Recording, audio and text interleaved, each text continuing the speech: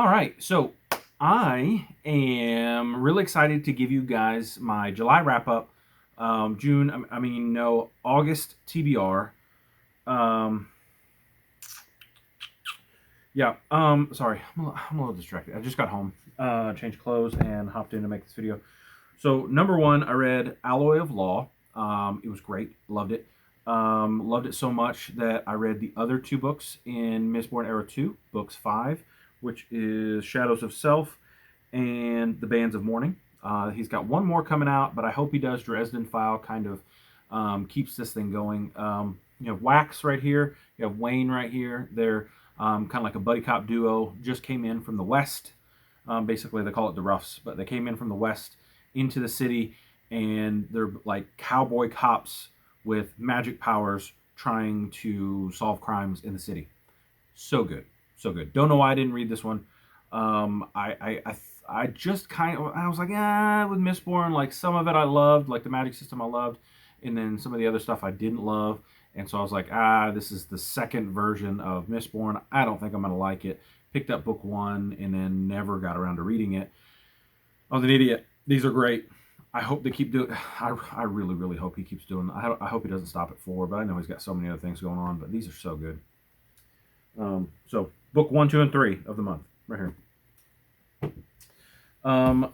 Book 5 of the Dresden File, Death Masks.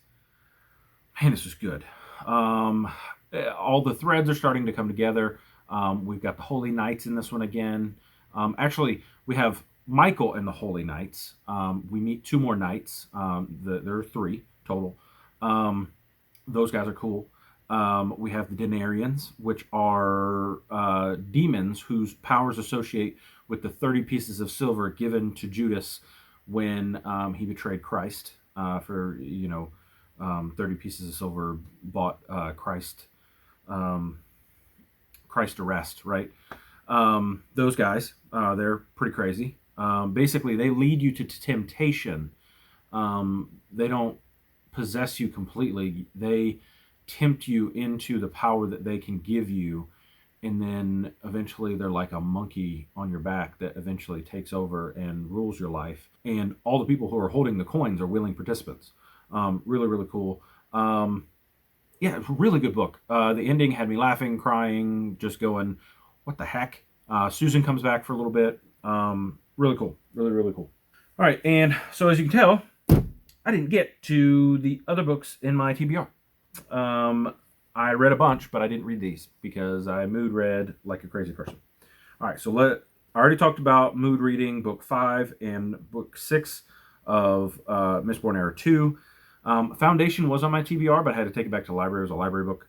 I gave it 3 stars. It was really good at the middle. Like, it was kind of boring at the beginning, really good at the middle, kind of boring at the end.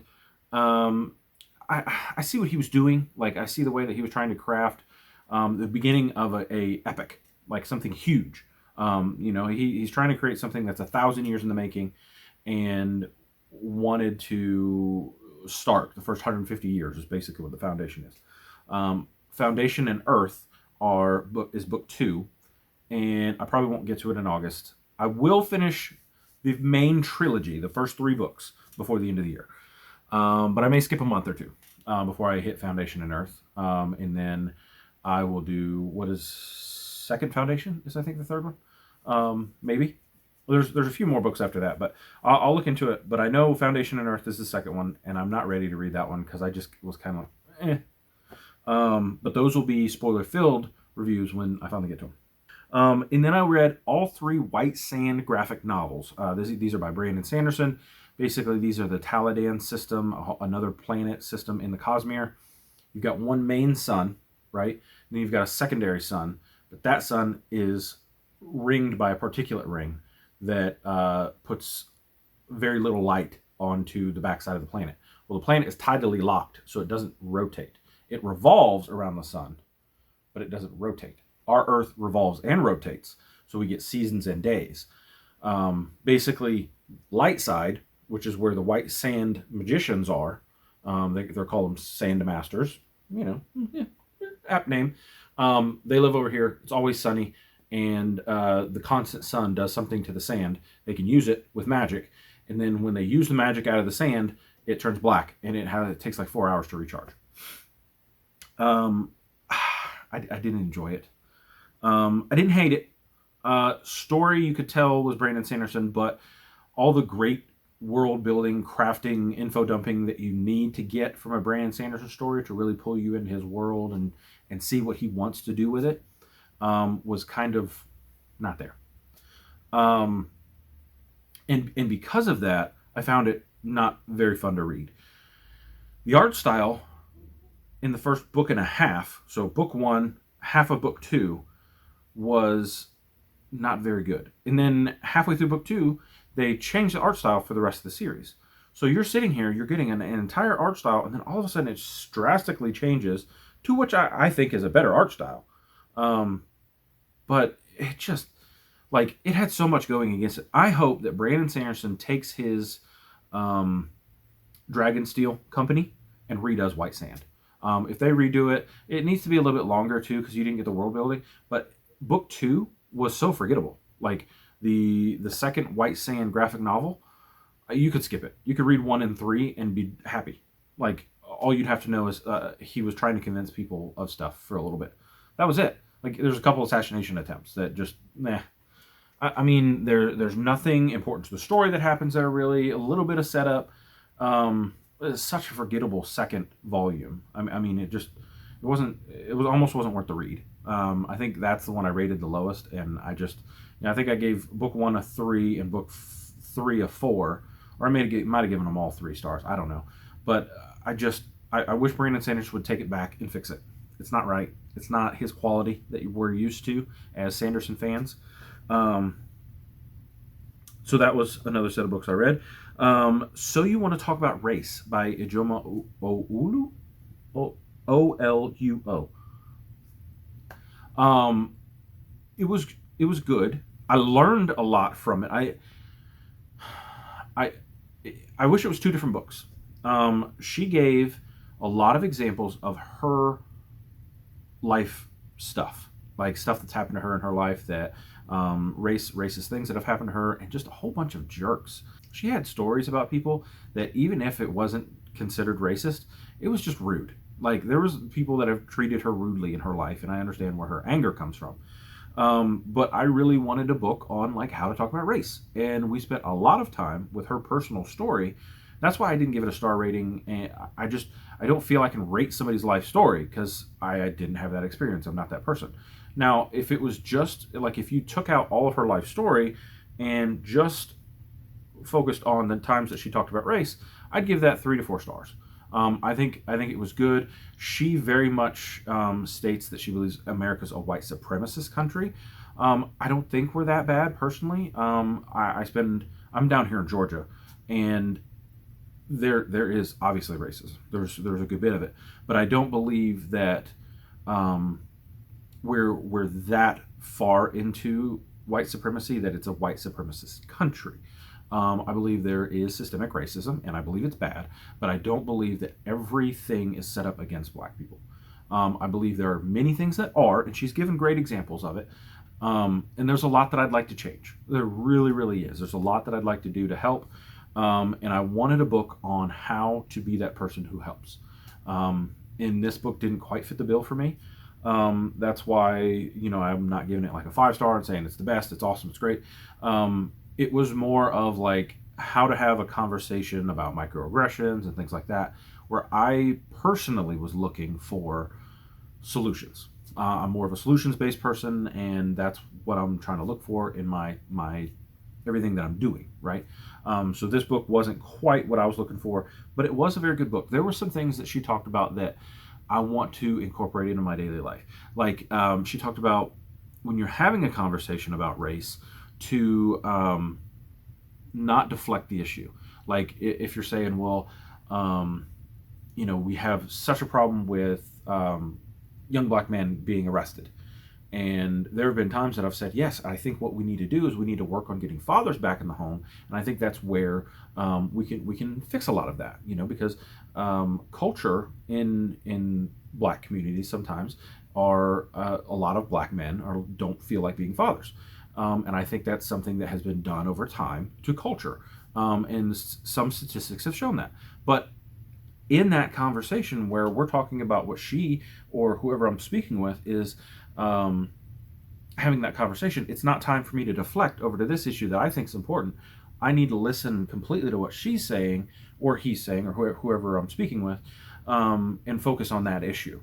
And then maybe later on we could talk about a different issue. But that issue is the issue we need to talk about at the time. I think that was one of the greatest points I took out of it, is not to deflect to something else because I don't like the way the conversation's going or something like that. I did appreciate that a lot. That was my big takeaway from it, and I hope that in conversations that I have in the future, I will not be a deflector, because I don't like that when in my marriage we are having an argument and the deflection goes back to, but when I'm gonna try not to do that in conversations about race.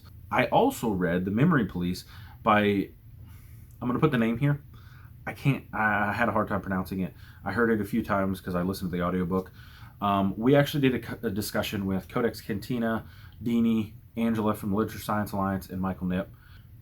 We all kind of felt like it missed the mark somehow. Like whatever we threw out a bunch of theories and things that I found very interesting, and there were times that it just made me so sad to think of just the loss of memories. And I compared it to like if 1984 with the police state, but then also there was a short story that Deanie talked about on her channel where, like, a magician, every time he spoke the magic word, something in his life disappeared. And it was kind of like that. It was just they had these moments where stuff disappeared and they completely forgot about it. Like at one point they lost, I don't know, they lost hats, they lost all these kind of things, and you would take them and you would burn them, and you forgot what their purpose was. You forgot why you were using it. And progressively they lost and they lost and they lost and they lost. We all kind of talked about how the main character is a novelist, and we actually enjoyed her novel more than we enjoyed her personal story. I don't know what the author was 100% trying to get out of it. Una had a cool idea that maybe this person was dealing with a mental illness, and we're in her head in this mental illness. Really cool theories. It was fun to talk about afterwards. That's like the biggest takeaway I'm taking away from it. Like, it made me think about what I wanted to talk to the group about, and I thought that was great. We're going to try to do another one. I think we're going to do, it looks like right now we're going to do Ted Chiang's short stories. I finally finished Hunchback of Notre Dame. I found it to be one of those books where the story is dark, but he focused so much on Gothic French architecture and like the city of Paris. He would go on whole diatribes on, the things that he found interesting in Paris. Like, I could have visually drawn you Paris after listening to all his descriptions of what Paris was. If you've watched the Disney movie, you have been lied to. It is nothing like that. This book is dark. Like, oh my gosh, so dark. I may do a review on it just to go into like my spoiler-filled thoughts on what I think about the Hunchback of Notre Dame. I think you should read it. If you could find an abridged version, you might enjoy it more, where it kind of tones down the architecture of it a little bit, because it really pulled me out of the story at a few points. When the story got really, really good and things were happening, I was there, I was into it, and then all of a sudden we go into a description of the city. I read this with Christy Lewis's group, and I was way behind. I was like 2 months behind everybody else, just because I kept getting pulled out of the story, and I just wasn't having a great time reading it. And then I'd have a good time with it when we got into the story, and then it'd pull me right back out again. So it was definitely a 3-star book for me. Victor Hugo also does Les Mis, and I love that musical. Like, that, I can sing with that musical we watch it. I think I've seen it 3 or 4 times, and we watch it, and I'm singing the songs of angry men and one more day. Like, I am all in. Like, I just got chills thinking about, like, that musical's so great. So I want to read Victor Hugo's Les Miserables, but I'm worried that it's going to be a lot like the Hunchback of Notre Dame, and I'm not going to enjoy it so much. So hopefully it is a little bit different. And now I want to go watch that musical again. I think Les Mis is better than Hamilton, by the way. So, read Beyond the Deep Woods with my son. It's the first book in the Edge Chronicles. It's a middle grade series. We read it separately, but then did the review together. If you've watched that, if not, I'll link it up here somewhere, and probably in the description too. It was great. It was fun. It's a kid's story, but it taught a lot about a young man who was adopted. So he was looking for himself. He was trying to find his family, or trying to find who he was, and kind of in this area of the woods where everything was trying to kill you. And he had to, he got lucky a few times. He worked his way out of a few situations.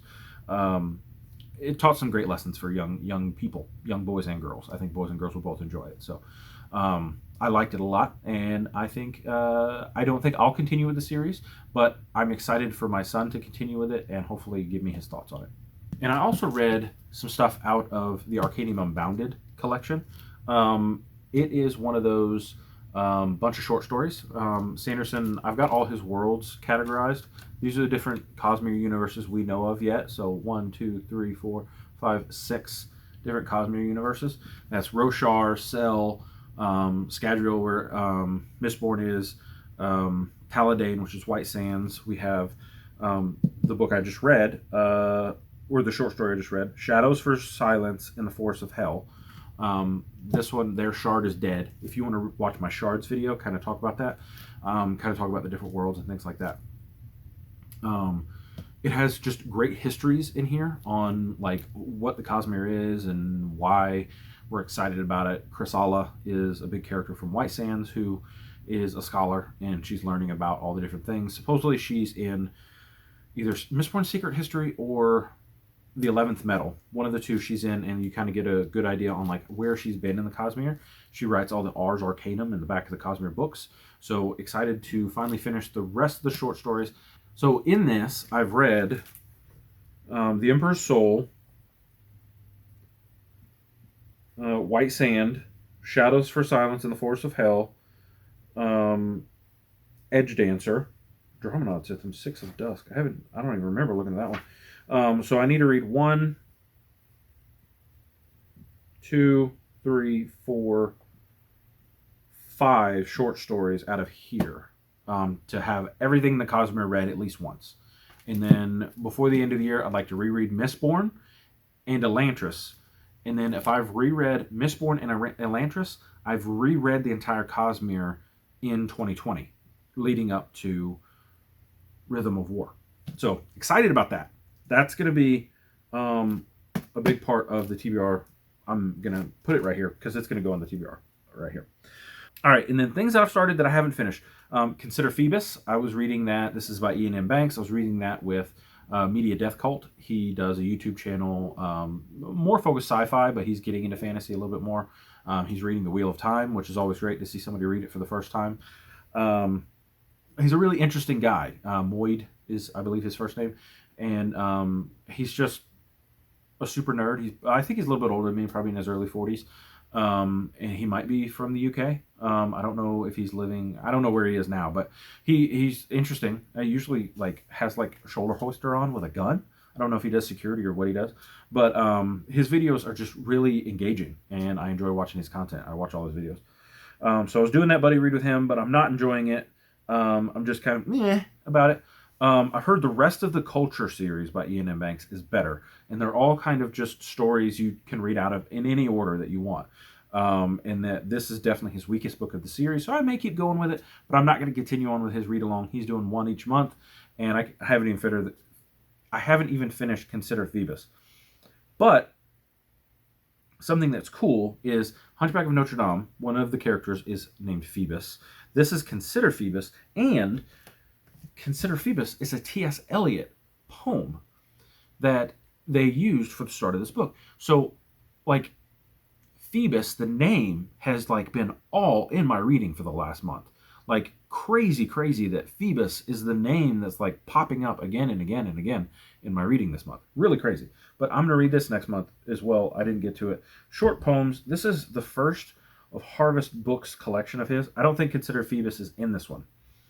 But I've always, T.S. Eliot's a great American poet, and I'd like to read some of his stuff. So I'm going to get to that this month. But finishing the stuff that I started but didn't finish, we have Dreamer's Pool by Juliet Marillier. I'm kind of on hold waiting for everybody to catch up to chapter 10.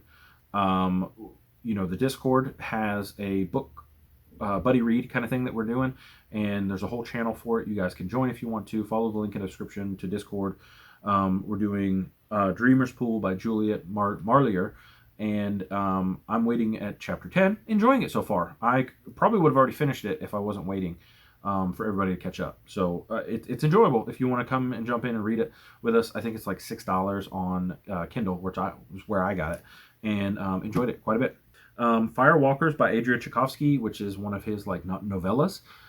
It's about a dying Earth and the young people that go into the desert to gather supplies and stuff like that.